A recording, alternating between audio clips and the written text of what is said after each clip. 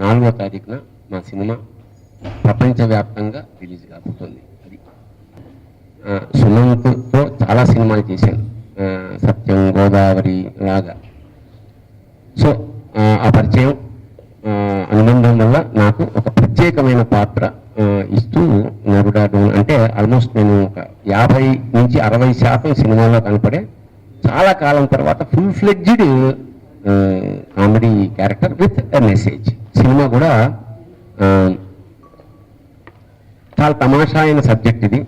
అది ఉత్తర భారతదేశం హిందీలో ఆల్రెడీ సెన్సేషనల్ సాధించి, నాకు తెలిసి మా మిత్రులు ఇప్పటికి కూడా ఆ పాటలు వింటున్న వాళ్ళు ఉన్నారు, ఆ హిందీ పాటలు.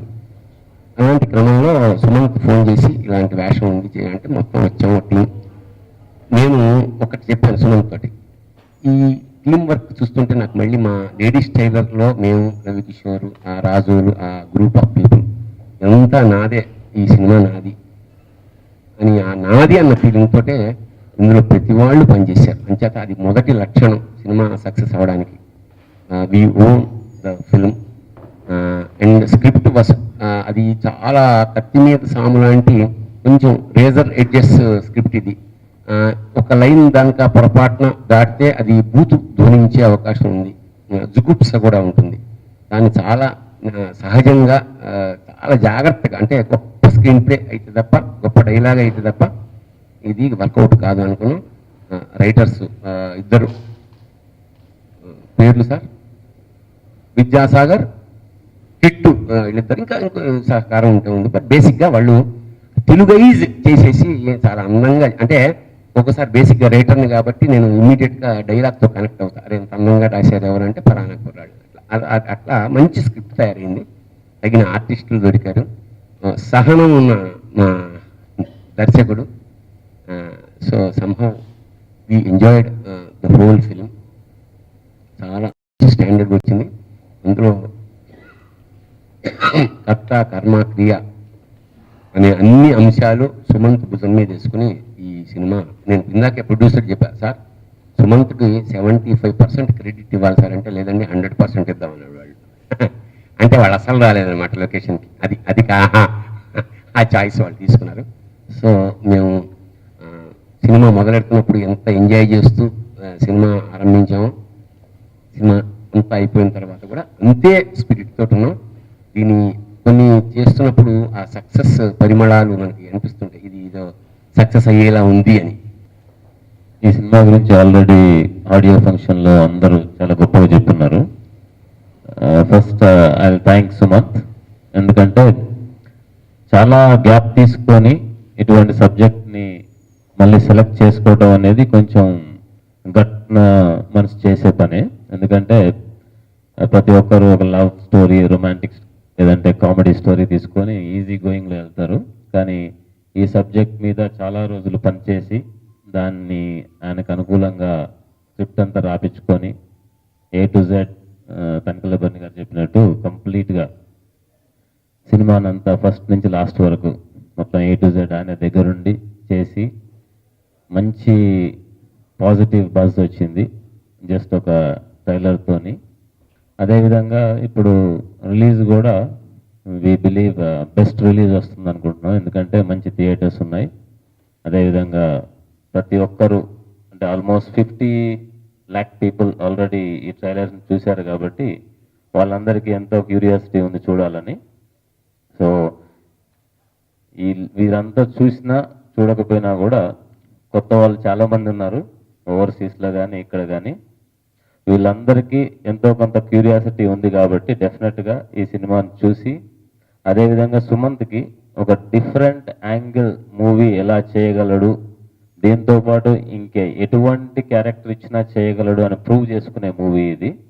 ఓన్లీ కమర్షియల్ బేస్ అనేది కాకుండా ఒక మెసేజ్ కూడా పెట్టి ఆ మెసేజ్ని కూడా ప్రూవ్ చేసి, ఈవెన్ దో ఇది డబ్బింగ్ మూవీ అయినా కూడా హిందీ నుంచి తీసుకున్నా కూడా దాన్ని చాలా లోకలైజ్ చేసి ఇక్కడ ఉండే వాళ్ళకి చాలా ఈజీగా అర్థమయ్యే విధంగా దీంట్లో ఒక మెసేజ్ ఇచ్చి చేశారు కాబట్టి ఈ సినిమాని ప్రతి ఒక్కరూ ఇష్టపడతారు, ఆదరిస్తారని నమ్మకం.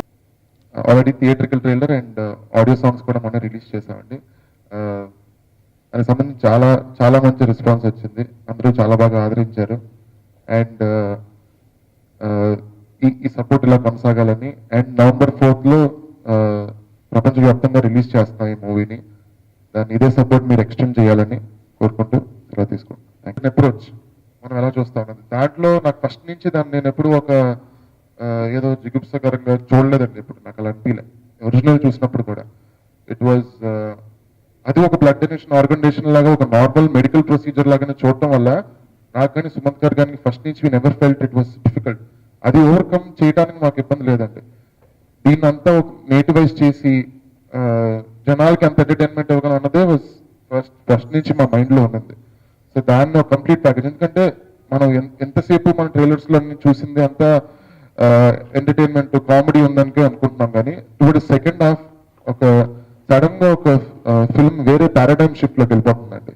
అందులో ఈ పర్టికులర్ సబ్జెక్ట్ వల్ల ఎఫెక్ట్ అవుట్ ఎలా ఉంటుంది, ఎంత సెన్సిటివిటీ ఉంది ఈ సబ్జెక్ట్ కి దానికి. ఎందుకంటే ఎంత చూసుకున్నా ఇట్స్ ఫైనలీ కనెక్టెడ్ టు పిల్లలు. సో దానికి సంబంధించిన వరకు ఇట్స్ వెరీ ఇమోషనల్. ఆ క్లైమాక్స్ దాకా మనం వెళ్ళేసరికి it will sweep the audience towards a very emotional journey that way. అది అచీవ్ చేయడం, గ్రాఫ్ అచీవ్ చేయడం అది డిఫికల్ట్ అండి నాకైతే పర్సనల్ గా డైరెక్టర్. ఎంత అయితే ఫస్ట్ హాఫ్ డైరెక్ట్ చేయడానికి ఎంత కష్టపడడం, సెకండ్ హాఫ్ ఎలా ఉంటుందో అని ఇమాజిన్ చేసుకుంటే, ఎందుకంటే చాలా మటుకు బ్యాక్గ్రౌండ్ స్కోర్ మీద నడాలండి ఇలాంటి ఇమోషనల్ సెకండ్ హాఫ్స్. సో దానికి సంబంధించి ఒక ఇమాజిన్ చేసుకుంటూ ఎంత సటిల్ గా పర్ఫామ్ చేయించాలి. లౌడ్ గా ఉన్న ఫస్ట్ హాఫ్, సటిల్ గా ఉన్న సెకండ్ హాఫ్. సో ఆ రెండింటిని బ్యాలెన్స్ చేయడం ఇస్ వాట్ నాకు పెద్ద వరి ఈ టాపిక్ కన్నా యాక్చువల్లీ. ఏమోనండి 10-12 years గా డైరెక్టర్ అవుదామని చాలా అనుకునేసరికి ఆ చైర్లో కూర్చున్నప్పటికీ అదేం అనిపించలేదండి. ఫస్ట్ డే నుంచి నాకు ఐ వాజ్ వెరీ కాన్ఫిడెంట్. ఎందుకంటే మనం పకడ్బందీగా ఒక స్క్రిప్ట్ రాసుకొని పెట్టుకొని దానికి సంబంధించిన వరకు ఎలా తీద్దామని ప్రిపేర్డ్గా ఉన్నాం అనుకోండి. ప్రీ ప్రొడక్షన్ వర్క్లో లొకేషన్కి వెళ్ళాక మనకి ఆ ఇబ్బంది ఉండదండి. చాలా మటుకు మంది ఆ పర్టికులర్ ఆ ప్రొసీజర్ను మనం ఫాలో అయితే అక్కడికి వెళ్ళినప్పటికీ ఇబ్బంది ఏమి ఉండదు. అంటే it's just being prepared for the location అన్న తర్వాత యూ వోంట్ ఫీల్. అంటే నా ఎక్స్పీరియన్స్ ఆఫీస్కి హెల్ప్ అయిందండి. నేను మోహన్ కృష్ణ గారి ఎందుకంటే కింద కానీ, శ్రీనివాస హాస్టల్ గారి కింద కానీ, ప్రొడక్షన్లో కూడా కొంచెం వర్క్ చేశానండి రామ్మోహన్ గారి కింద కూడా. సో నాకు చాలా డిపార్ట్మెంట్స్ మీద అవగాహన ఉందండి. నేను పోస్టర్ డిజైనర్స్ వర్క్ చేశాను. సో నాకు ఇదంతా చాలా యూజ్ అయింది ఈ సినిమాలో. నాకు ఎలా కావాలన్నది ఫస్ట్ నుంచి నాకు సుమన్ గారికి వీ హ్యాడ్ క్లారిటీ, అసలు ఎలా ప్రజెంట్ చేద్దాం ఈ సినిమాని.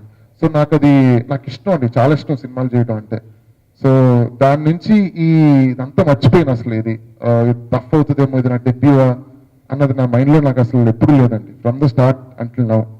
మాట్లాడటానికి కొంచెం ఇబ్బంది ఉంటుంది కానీ మిగతా పనులన్నీ బాగానే చేస్తాను. బికాస్ నేను ఒరిజినల్ చూసినాక ఐ యూ సీరియస్, ఇదా తెలుగులోనా, ఐ యూ సీరియస్ అని అన్నాను యాక్చువల్లీ. బికాస్ తను అన్నాడు it was very easy to accept the content అని. To be very honest, commercial సినిమాలు మనం తెలుగు సినిమాలు తీస్తూ ఉండి ఒక ఫార్మాట్ అని అనుకుని ఇట్స్ వెరీ డిఫికల్ట్, చాలా కష్టమైన సబ్జెక్ట్. ఆలోచిస్తే ఏంటిది, అసలు ఎలా చేస్తారు వీళ్ళు, అసలు జనం ఎలా చూస్తారు, ఇది తిట్టుకుంటారేమో, ఐ మీన్ ఎన్నో థాట్స్ వస్తాయి అన్నమాట. ఫస్ట్ నేను సినిమా చూసినప్పుడు నేను యాక్చువల్లీ మనం ప్రివ్యూ థియేటర్లో సినిమా చూస్తే పక్కన ఎవరు కూర్చున్నారు, వీళ్ళు ఎవరు కూర్చున్నారు, వాళ్ళు ఎవరు కూర్చున్నారు అని ముడుచుకుని కూర్చుని సినిమా చూస్తాం. అసలు నచ్చిందా నచ్చలేదు అనేది కూడా పలకదనమాట. ఎక్కి నవ్వుతానే ఉన్నాను నేను. అండ్ ఎక్కడ ఇబ్బంది కలగలేదు. యాజ్ అ ఉమెన్ ఒక ఫ్యామిలీ ఆడియన్స్తో కూర్చుని మేము ఒక 10 మంది కూర్చుని ఉన్నాం, ఎక్కడ ఇబ్బంది కలగలేదు. అంత సెన్సిటివ్ సబ్జెక్ట్ని అంత లైట్గా తీసుకెళ్ళి ఎండ్లో క్లైమాక్స్కి వచ్చేసరికి కన్నీళ్ళు వచ్చే అంత ఇమోషన్ ఉందండి ఫిల్మ్లో. But very very in a very gentle way. ఇలాంటి సినిమాలు, ఇలాంటి సబ్జెక్టులు రావటం అనేది అసలు పెద్ద తెర మీద రావటం, మనం యాక్చువల్లీ మేబీ ఒకప్పుడు చూసేవాళ్ళమేమో heroes doing sensitive subjects. But maybe last 20 yearsగా మనం ఇలాంటి సబ్జెక్ట్స్ని టచ్ చేయటం కూడా మనకు అవసరమా, ఇలాంటి అవసరమా, మనం ఫ్యామిలీస్కి చెప్పగలుగుతామా అనేది ఒక చిన్న మనలోనే సినిమా అంటే something which is away, it has to be large అనే ఫీలింగ్ మనమే క్రియేట్ చేసుకున్నాం. ఈ సినిమాలో చూస్తున్నంతసేపు మనకి ఇది జరిగితే, మనం ఇలాంటి సిచ్యువేషన్ లో ఉంటే ఎక్కడ చిలిపిగా ఉంటుంది, ఎక్కడ ఇబ్బందిగా ఉంటుంది, ఎక్కడ కంట్లో నీళ్లు తిరుగుతాయి, ఎలా హ్యాండిల్ చేస్తారు అనేది డెఫినెట్లీ సినిమా చూస్తున్నంతసేపు ఇట్ ఫెల్ట్ వెరీ రియల్. ఈ తాతగారు చనిపోయాక that probably added a little more to the gap. But anyway, before తాత passed away, ఈయన ఈ సినిమా టీవీలో వచ్చినప్పుడు చూశారు and he thoroughly enjoyed it. I was like wow, okay ఏంటి సినిమా భలే ఉంది, దీన్ని అంటే ఇలాంటి సబ్జెక్టుల మీద కూడా సినిమాలు తీస్తున్నారే, మనం కూడా చేయకూడదు అని he just passed comment at me. This was probably the first second third last film that he saw టీవీలో. అండ్ అక్కడ ఒక చిన్న బల్బ్ వెలిగింది.